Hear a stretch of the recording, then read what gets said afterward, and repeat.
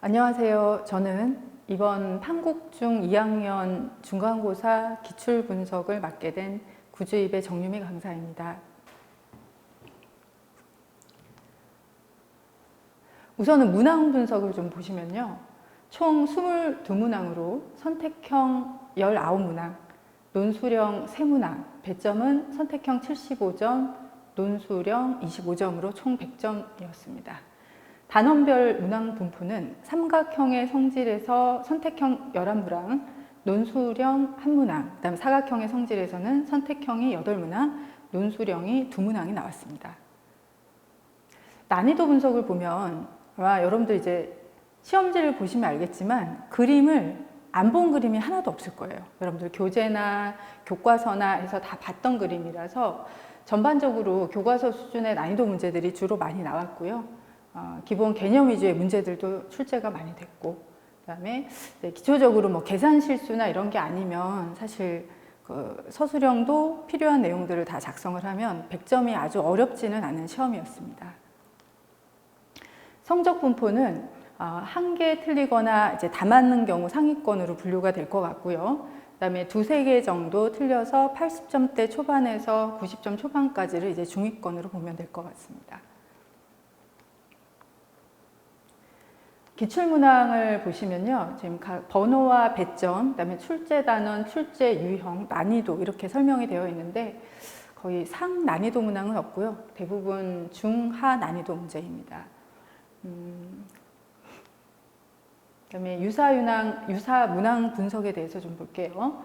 지금 이번 중간고사 선택형 3번, 6번, 8번 문제는 저희 내신 윙 교재나 코어 교재에 있는 교재랑 그림도 동일하고 물어보는 내용도 거의 동일합니다. 그림의 방향이나 이런 것들이 조금 차이가 있을 뿐이지 첫 번째 문제는 이등변 삼각형의 성질을 이용해서 합동 조건을 찾아서 푸는 문제고요. 두 번째는 대표적인 RHA 합동 그림이죠. 그래서 합동인 도형을 찾아서 대응변의 길이를 확인해서 풀 수 있는 문제. 세 번째 8번 문제는 외심의 작도에 대한 문제입니다. 그렇죠? 외심이라는 것은 수직 이등분선의 교점이기 때문에 이 수직 이등분선의 교점이기 때문에 이제 D점과 F점들이 모두 각 변의 중점들이다. 이런 것들을 파악해서 푸는 문제입니다. 그 다음 선택형 9번, 16번, 17번 문항은 각각 선택형 9번은 내심의 정의에 대한 문제네요. 그 다음에 16번은 이제 마름모 성질을 이용한 문제고, 그 다음에 17번은 이등변 삼각형, 접은 도형의 특징을 이용해서 이등변 삼각형의 성질을 통해서 푸는 문제입니다. 마찬가지로 저희 구주입의 내신 윙 교재, 그 다음에 코어 교재에 동일한 문제들이 있습니다. 그 다음에 이제 기출문항 등을 중에서 조금 신경 써서 볼 문항들을 분석해 볼 건데요. 첫 번째는 객관식 17번입니다. 저희 코어 교재의 23페이지 132번에 있고요. 이 문제는 종이를 접었을 때 접은 각의 크기가 같다라는 성질과 그 다음에 이 종이가 직사각형 모양이라 마주보는 변이 평행하겠죠. 평행선의 성질, 억각의 크기가 같다라는 성질을 이용해서 삼각형 DFE가 각 D가 꼭지각인 이등변 삼각형인 것을 확인을 하면 이제 꼭지각의 크기가 90도에서 24도를 뺀 각이니까 한 밑각의 크기가 이제 57도다라고 나오는 문제입니다. 그다음 논술형 1번 문제인데요. 얘는 이제 삼각형 안에 내접원과 외접원이 다 들어가 있는 문제죠.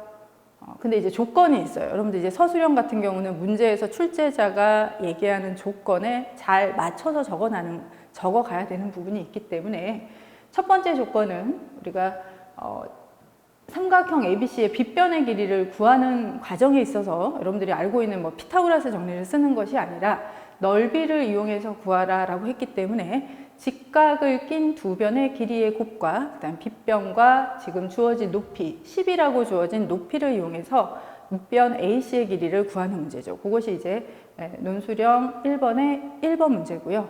2번 문제는 어떻게 될까요? 내접원의 반지름을 구하여라.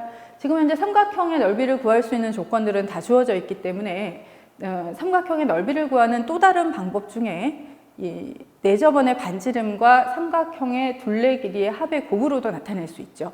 그거를 이용해서 내접원의 반지름을 구하는 문제고요. 그래서 내접원의 반지름이 5가 나옵니다.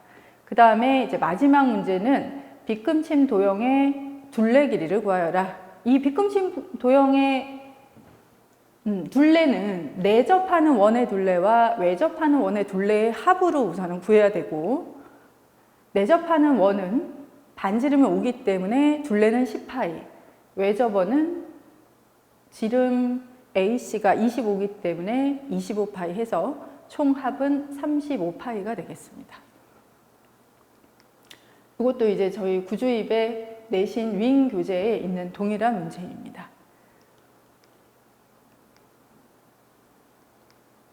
그 다음에 논술형 3번 문제는요, 정사각형의 특징을 이용해서 합동 조건을 찾고 그리고 거기서 필요한 각을 찾는 문제입니다. 주어진 조건은 어떤 도형이 합동인 것을 합동기호를 표시해서 나타내도록 했고요. 그 다음에 이제 두 번째는 풀이과정을 서술하라 이렇게 나와 있네요. 이 문제는 우리 부교재로 사용하고 있는 최고 득점의 51페이지 유제 6-2번에 있는 문제랑 동일하고요. 정사각형은 두 변의 길이가 같기 때문에 삼각형 ABE와 삼각형 BCF는 AB와 BC가 정사각형의 두 변으로 그 길이가 같고, 문제 자체에서의 조건에 E와 F가 BC로부터 거리가 같기 때문에 두 직각 삼각형은 SAS 합동이 되죠. 합동이기 때문에 대응각들의 크기가 같은데, 대응각들의 크기가 서로 같기 때문에 두 AE와 BF 선분이 이루는 각이 90도라는 걸 알 수 있죠. 그래서 이것이 직각삼각형인 걸 이용을 해서 나머지 각들도 구하는 문제입니다.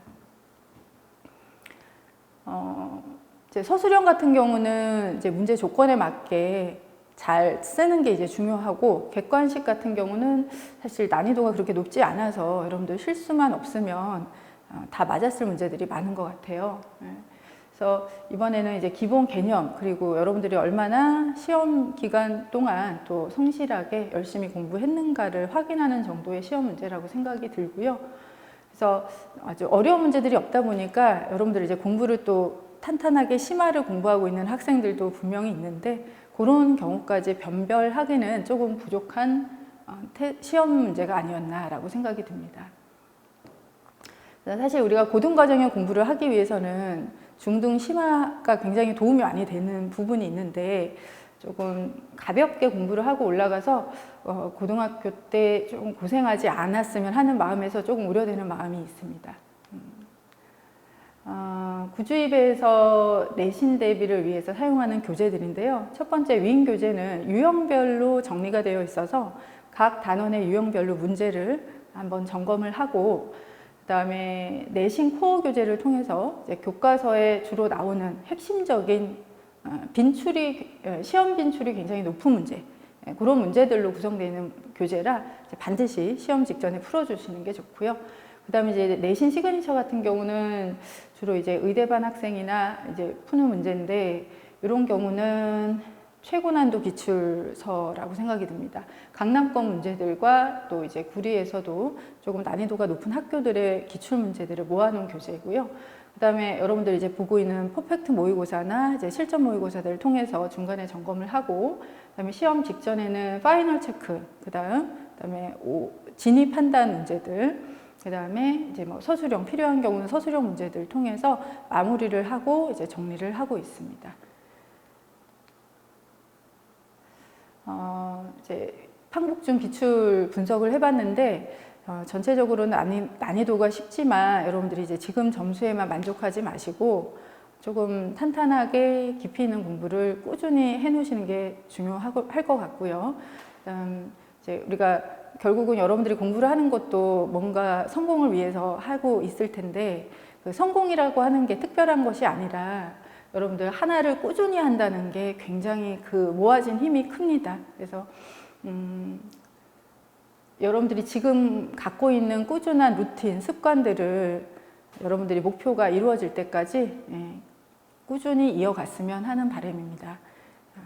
판국중 이번 기출문제 분석을 마치겠습니다. 구주입의 정유미 강사였습니다. 감사합니다.